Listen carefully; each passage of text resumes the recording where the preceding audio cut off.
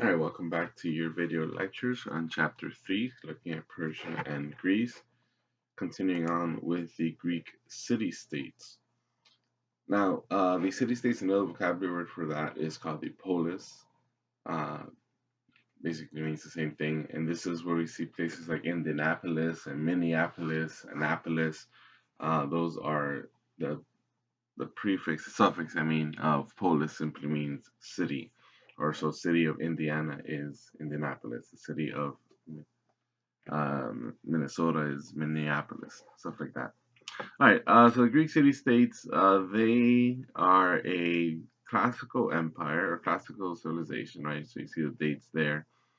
And two things we need to notice when it comes to the geography, kind of like the Cretes, the Minoan people before them. Their geography is very mountainous, which means farming isn't going to be all that great. And therefore you have very limited food supply, so it takes them a long time for civilizations to establish there. On top of that, it means that because they can't grow their own supplies, they have to trade supplies. So we're going to see a lot of merchants, we're going to see a lot of sailors coming out of the Greek mainland. And on top of the mountains also divide the land, so that means it's very difficult for a large kingdom or even an empire to form. So what ends up happening is that each city state, is going to be completely independent of one another. All right, so there's no centralization, there's no single ruler, there's no single government, right? You have all these different city states that you see here. You notice how almost all of them are next to the coast. And each one has their own government, their own ruler, their own way of doing things. So even though they're all Greek and they speak the same language and share similar cultural values and beliefs, they are political totally separate from each other.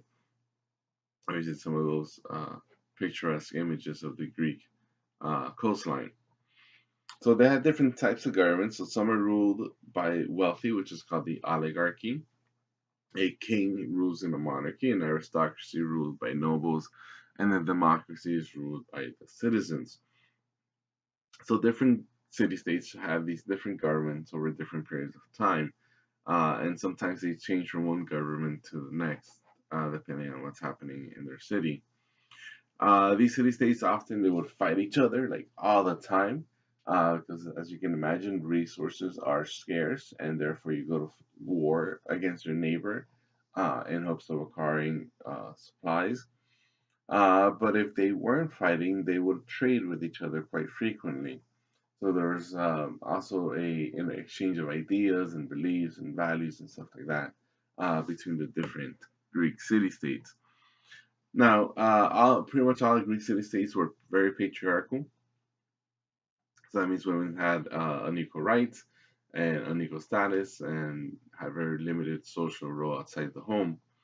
Many of them also used slavery, and slaves were either people who were captured in battle as war prisoners, or people who were too indebted to pay off their debt. Like they owed so much money they had to sell themselves into slavery. And one thing, another common feature is that almost all Greek city-states they use citizen soldiers. So basically, if you're a farmer, the lord, the king, the council will come up and say, "Okay, tomorrow we're gonna go fight, so you have to go fight with us." And so the citizens themselves were the ones who would fight, so they didn't have professional armies. The citizen soldiers are called the hoplites, right? So this is kind of their armor, right? They will have a breastplate. They will have these leg covers. They might have arm covers and a large shield and a spear, right? That's kind of like the basic armor of the hoplite Greek soldiers. All right, but there's always exceptions, and kind of the exception to the rule is Sparta. Alright, and Sparta is all the way down here in the southernmost part of the Greek mainland. You see all the other Greek city-states elsewhere. Athens and Sparta were the two most powerful city-states, and sometimes they were allies, but most often they were just fighting each other. So we can describe them as frenemies. And Sparta they were a militaristic society and ruled by an oligarchy. And Sparta, they basically trained since a young age. They trained the boys to fight, and anyone who wasn't physically capable of fighting was killed at a young age. And the training regimens were like very like harsh. Like they'll starve them, they'll beat them, and they were trying to like toughen up these boys into to become soldiers as men. And basically, the men's job was to prepare and fight and train and pray, prepare and fight and train, and that's all they're gonna do until they retire, like around age 60. So it's like an entire lifetime of fighting and training and fighting some more.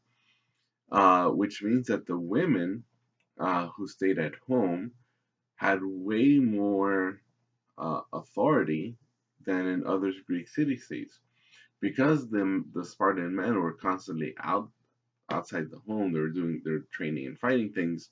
That means that the women were in charge of running the house, and therefore women had a higher status in Sparta than they had elsewhere.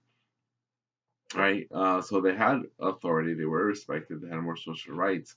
So women ran businesses. Women, walked freely in the streets. That sort of stuff.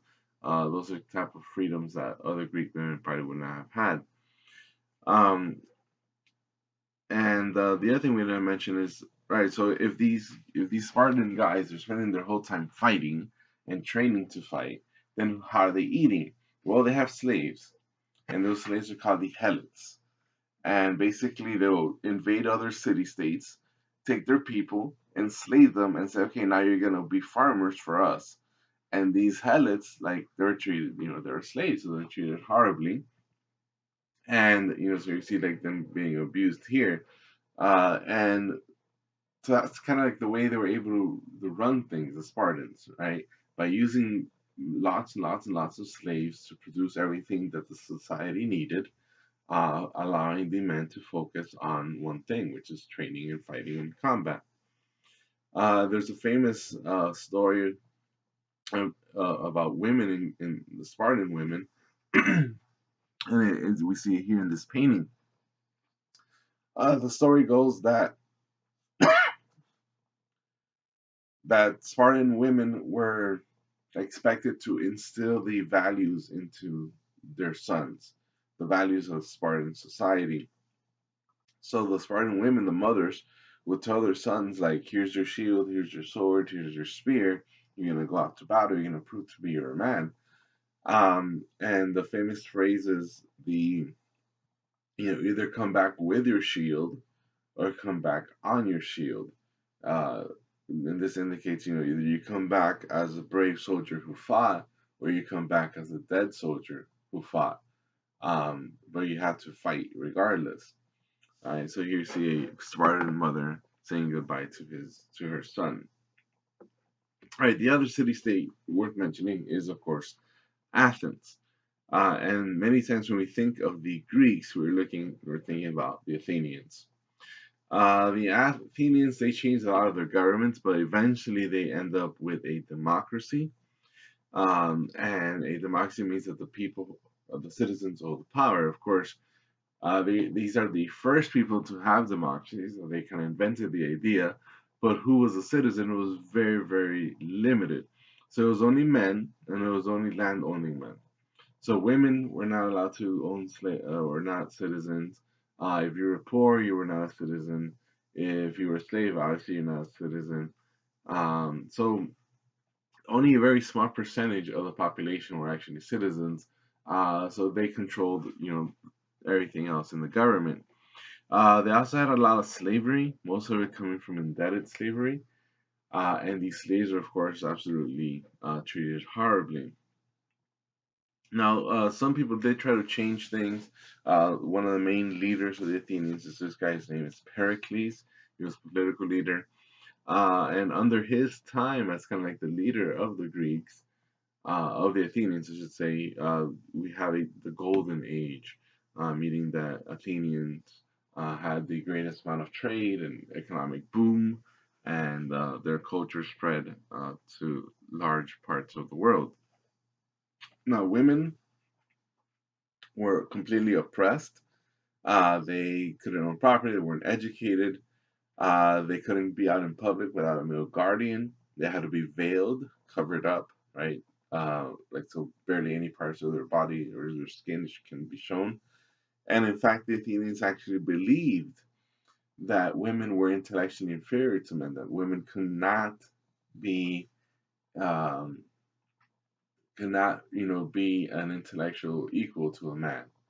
So that means that men get to hang around with each other all day because that's the only people you can hang around with and feel fulfilled as a man is to be with other men. So there's a lot of discrimination, sexism taking place here amongst the Greeks. Now, when it comes to the military, of course, the Spartans are famous for their soldiers, but equally famous is the Athenian navy. And the Athenians built these large ships, um, and they would use these, in combat and battle. All right, so that's it for our part two of the Greeks. Let's go and move on to the next part.